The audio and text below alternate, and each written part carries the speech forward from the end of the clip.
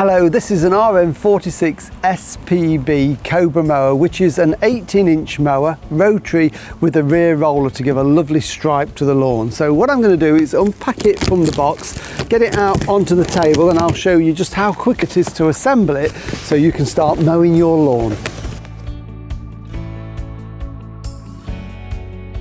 Well, here's the mower unpacked out of the box. We've taken all the protective wrapping off it as well so you can see it.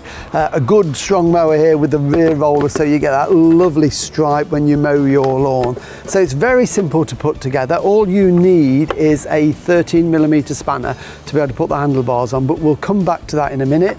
You get your engine manual, the mower manual, a spark plug spanner if you need it. This is the cable clip which we'll need in a minute, and also the grass collection box here.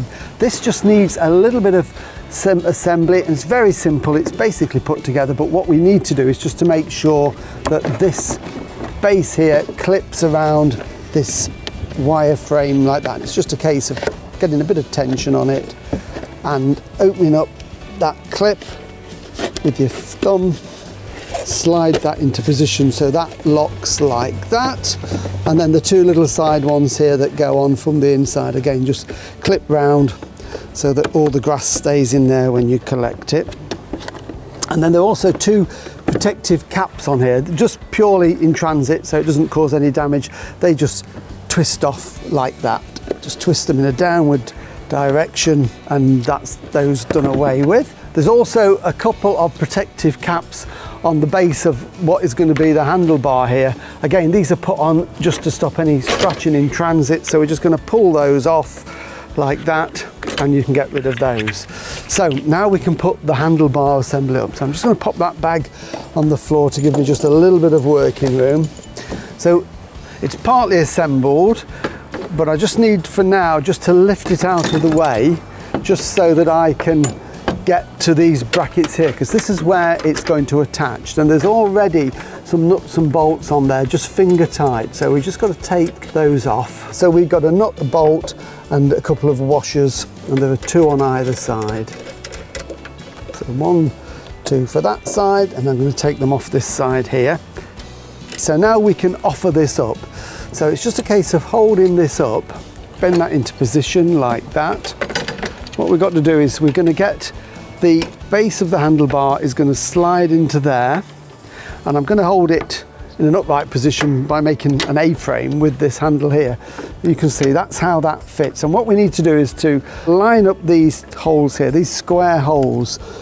The little bolts that we're using have got a square end to them, so that's going to lock into those and stop them twisting. So it's a case of line them up, push the bolt through, and then make sure the square end locks in so it can't twist. And what I'm going to do is just put on then a flat washer, a split washer, and just put the bolt, the nut on finger tight, and then repeat that with the bottom one.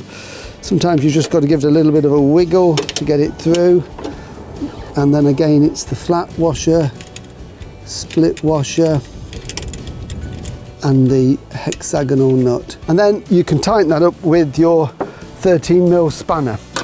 And the idea is to tighten it up so that the nut tightens onto the spring washer, and that stops it vibrating off when you're mowing the lawn.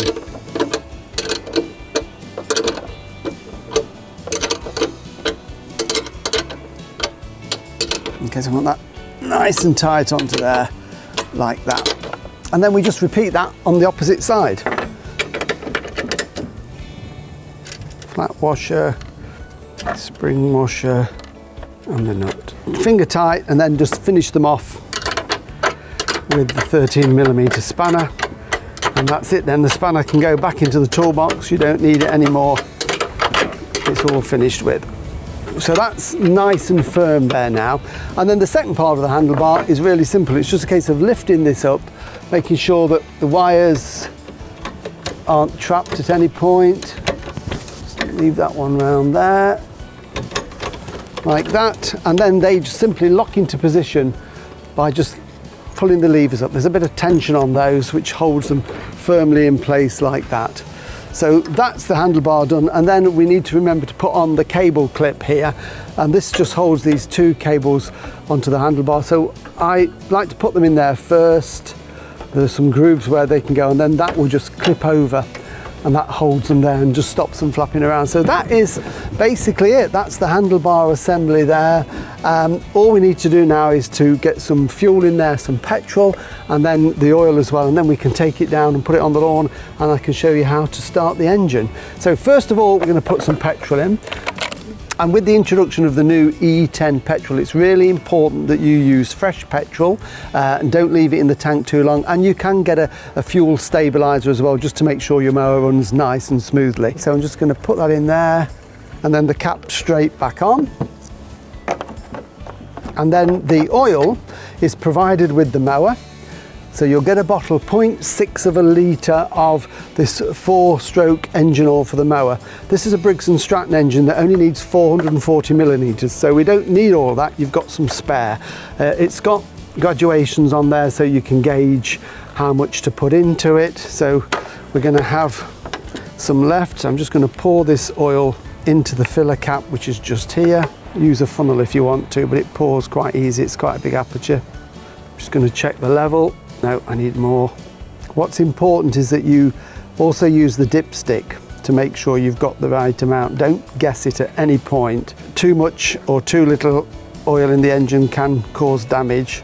So it is important that we get it right. So I'm just going to get my cloth out my pocket, wipe the dipstick so there's no residue on it, and then push it down, lock it into position, take it out, and we can have a look. And I can see that I actually need just a little bit more oil on there. So pop it in, lock it into position, take it out, and then we can see, and I can see there that the oil is just there to that second hole where the hatching stops, and that is perfect. That is the full point. If it was lower than that, we need a bit more, and we don't want it to go above that. So that can go back in. There we go. We've got new oil in there. We've got fresh petrol in there. So what we need to do is lift it down, put it on the lawn, and I'll show you how to start it. Right, so here we are all ready to start it. Just a couple of things to point out beforehand. We've got our grass collection box, which goes on the back. So that's going to pick up all the clippings as they're thrown out. So we just lift this flap here, and that simply hooks on like that, and then the flap holds that securely in place. So that's really easy to fit.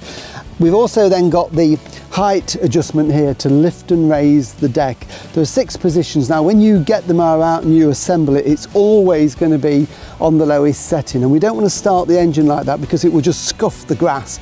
So what we can do is lift it up. There are 6 positions here.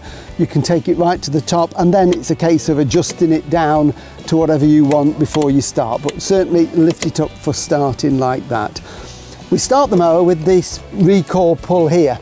And it's got a little attachment on here, a bracket. So what we need to do is to pull that up and fit that into that position. And to do that, we've got the red lever at the front here on the handlebars. Just pull that in, and that takes the compression off the engine, and then just very gently pull that out. We don't want to start the engine, and that will just loop into that wire bracket there. So it means that in the future, when we start the mower, instead of having to bend down, we can stand and do it from this position. So that's something to attach very simply.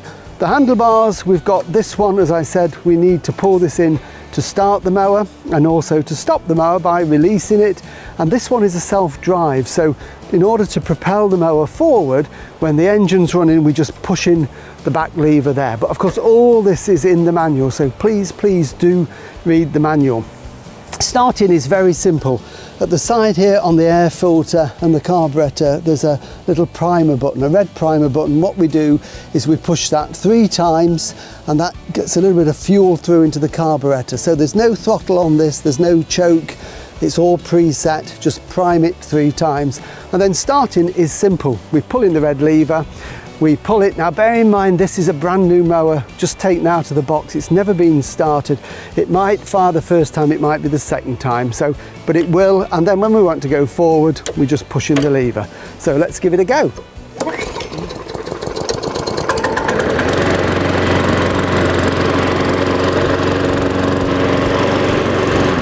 So there you have it. That's the Cobra RM46SPB, which is a self-propelled rotary mower with a rear roller, and it will make a smashing job of your lawn.